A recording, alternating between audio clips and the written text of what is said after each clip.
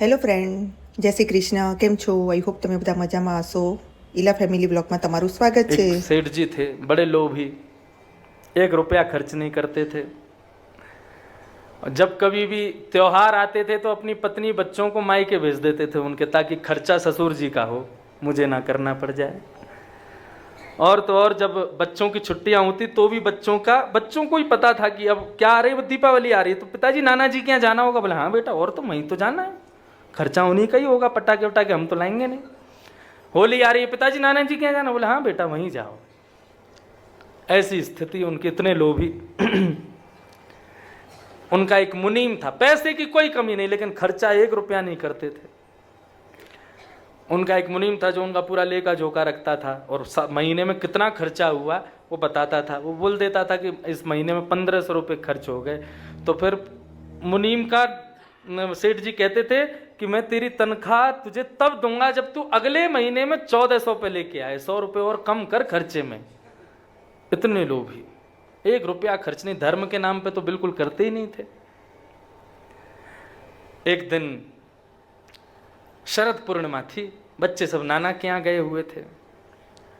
तो मुनीम जी सेठ जी से बोले, सेठ जी आज घर में हम और आप हैं, रोज घिया तोरई बनती है, छिलका वाली दाल बनती है, खा खा के थोड़ा मन भर गया है, आपकी आज्ञा हो तो आज कुछ बढ़िया बना लें। और पिछले महीने के हिसाब से खर्चा भी आपका 1200 पे आ गया है, 300 रुपया फायदे में चल रहे हो आप, कुछ बढ़िया बना लेते हैं। और क्या बनाओगे? बोले खीर बनाते हैं आज। बोले ठीक है बनाओ, तैयारी करो। अब तुम्हारा आज खीर बनाई गई, खीर में बढ़िया चावल डाले, बढ़िया दूध मंगा करके बढ़िया डाला, केसर वो युक्त करके बहुत सुंदर खीर बनाई। सेठ जी को ये था कि वाह इतनी प्यारी खीर बनी है, कैसे भी करके ऐसा कुछ प्रयोजन बने कि ये इसको नहीं मिले खाने को, पैसा मेरा, मेहनत मेरी, तो फिर ये क्यों खाए, मुझे ही मिलनी चाहिए पूरी। सेठ जी बोले मुनीम जी काम करते हैं। बोले कि आज शरद पूर्णिमा है, ऐसा सुना है चंद्रमा से अमृत टपकता है शरद पूर्णिमा को। बोले हाँ जी टपकता तो है। बोले छींके पर इस मटके को टांग दो, उसमें खीर रख दो, और रात्रि में ऊपर से चंद्रमा की प्रकाश में शायद हो सकता है अमृत की बूंद आ जाए, खीर हमारी और बढ़िया हो जाए, और फिर सुबह उठ करके इस खीर को खाएंगे, लेकिन शर्त एक है। बोले क्या? रात में दोनों सपना देखेंगे, सपना सबसे अच्छा हुआ खीर उसकी। मुनीम जी बोले सेठ जी आप ही खा लो। मैं क्या, मुझे सपने अपने नहीं आते। वो नहीं नहीं नहीं, बिल्कुल नियम तो नियम है, उसी हिसाब से खाएंगे, सपना देखना पड़ेगा रात में अच्छा वाला, जिसका अच्छा सपना होगा वो सवेरे खीर खाएगा। मुनीम जी बोले प्रभु क्यों जिद कर रहे हो, मैं कुछ और देख लूंगा, मैं तो, मुझे जरूरत भी नहीं, आप खा लो पूरी। बोले देखो मैं ना बहुत नियम का पक्का हूँ, हिसाब से दूंगा तुमको, तुम्हारा सपना अच्छा हुआ तुमको मिलेगी, लेकिन मेरी हुई तो मेरे को मिलेगी। मुनीम जी बोले ठीक है, तो फिर रात में यही होने दो। रात में सेठ जी सो गए, मुनीम भी अपने कमरे में चला गया। मुनीम ने रात में सोचा, बोले खीर तो मिलनी नहीं है सवेरे, क्योंकि सेठ जी इतना ऊंचा सपना देख के आएंगे जो मेरी सोच से भी परे हो, खीर तो मिलनी नहीं है, तो क्या करें? तो बोले अब जो होगा सो सवेरे देखेंगे, खीर खा जाओ रात में।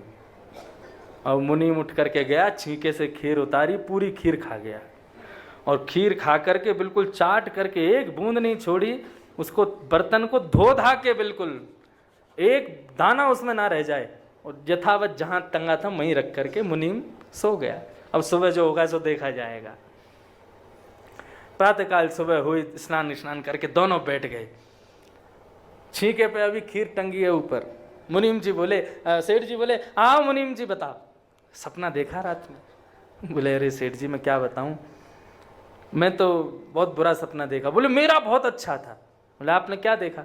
बोले रात्रि में इंद्र आया था, स्वर्ग का स्वामी, देवताओं के साथ। बोले अच्छा। मेरे से बोला कि मैं तुम्हारे संपूर्ण जीवन के नियमों से बड़ा प्रसन्न हूं, तुम बड़े कट्टरवाद हो अपने नियमों के प्रति, धन की बड़ी रक्षा करते हो, सबसे इंद्र बड़े प्रसन्न हो गए। बोले अच्छा। बोले फिर क्या? इंद्र ने एक मखमली वो आया था विमान, उसको स्पर्श करने पर भी ऐसा अनुभव हो रहा था मानो कितना कितना कितना सुखद स्पर्श है इसका। उसमें बैठा करके अप्सराएं चमर डुरा रही थीं, और इंद्र आदि सब देवता जो है मृदंग आदि बजा करके मेरा मुखोल्लास कर रहे थे। बोले अच्छा। बोले फिर मैं गया, स्वर्ग में गया, स्वर्ग में मेरी पुष्पों से स्वागत किया गया, अप्सराएं नृत्य कर रही थी, सुंदर सुंदर वाद्य बजाए जा रहे थे, ऐसी सुंदर पवन वहां बह रही थी। फिर क्या हुआ? बोले फिर इंद्र ने मुझको अपनी गोद में बिठाया और स्वर्ग का एक दिन का मुझे राजा बना दिया। बोले फिर क्या मैं राजशाही जीवन जी रहा था, स्वर्ग का राजपाट सब देख रहा था, इतने में ही दिन हो गया और मेरी नींद खुल गई। मुनीम जी बोले महाराज इससे बड़ा सपना कोई हो सकता है? आपका बहुत सुंदर सपना है। सेठ जी बोले मुनीम तुम सुनाओ, तुमने क्या देखा? बोले मेरा सपना बहुत बुरा था भगवान, पूछो ही मत। बोले नहीं नहीं बताना तो तुमको पड़ेगा, क्या देखा जल्दी बताओ। मुनीम जी बोले मेरी रात में सपने में यमराज आए थे। अच्छा, गदा लेके आए थे। बोले और? साथ में उनके 2 पार्षद भी आए थे, बड़े काले काले कुरूप, मेरे को देख करके बड़े गिड़गिड़ा रहे थे। बोले फिर क्या हुआ? बोले फिर क्या, यमराज ने मेरे पास आकर के बोला उठो। मैं उठ करके बैठ गया। बोले कमरे से बाहर आओ। मैं कमरे से बाहर आ गया। कमरे से बाहर ला करके मुझसे बोले छीके से पात्र उतारो। मैंने कहा नहीं नहीं, इसमें खीर है, रात में अमृत उसमें बोलेगा।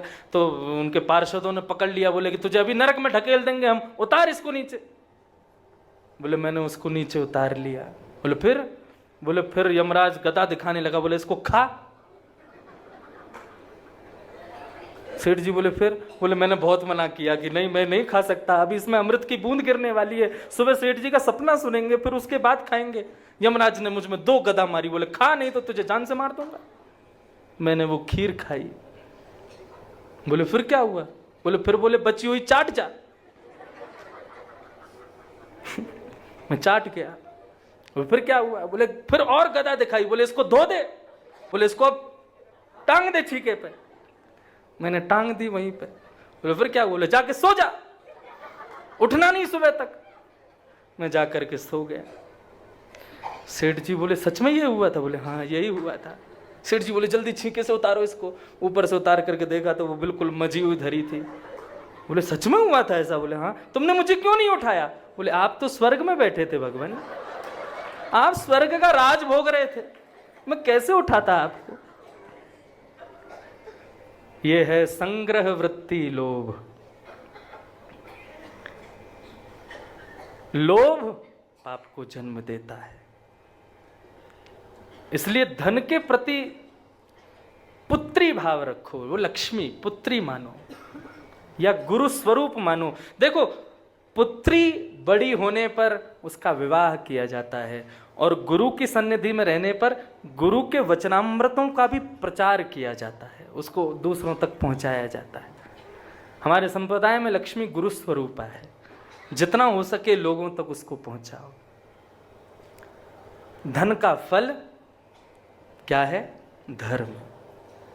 धनम च धर्मैक फलम यतो वै ज्ञानम सविज्ञान मनु प्रशांतम। क्या होगा?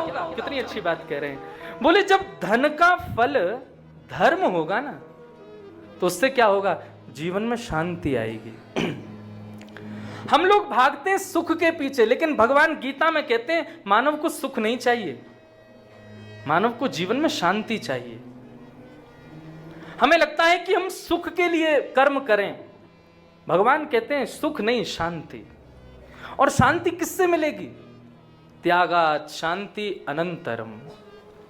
जितना त्यागोगे, जितना स्वयं से दूर रखोगे, उतने ज्यादा शांत रहोगे। किसको? धन को, विषयों को, भोगों को। जितना संग रखोगे उतने अशांत रहोगे। तुमको सुख की जरूरत नहीं है, अति सुख भी कई बार हमें कष्ट दे देता है, हमें शांति की आवश्यकता है। और वो शांति किससे मिलेगी? जितना धन का दान करोगे, जितना धन को दूसरों को प्रदान करोगे, उतने जीवन में शांति बनी रहेगी। धन का फल धर्म है और उससे क्या मिलेगा? बोले शांति प्राप्त होगी। और शांति से क्या होगा? बोले तुम सदा सर्वदा के लिए प्रसन्न रहोगे, प्रसन्न हो जाओगे। ફ્રેન્ડ્સ, તમને જો મારો આજનો વિડીયો ગમ્યો હોય તો લાઇક, શેર એન્ડ સબસ્ક્રાઈબ કરજો. Bye bye. ફરી મળીશું બીજી કથા સાથે. ત્યાં સુધી જય શ્રી કૃષ્ણ. રાધે રાધે.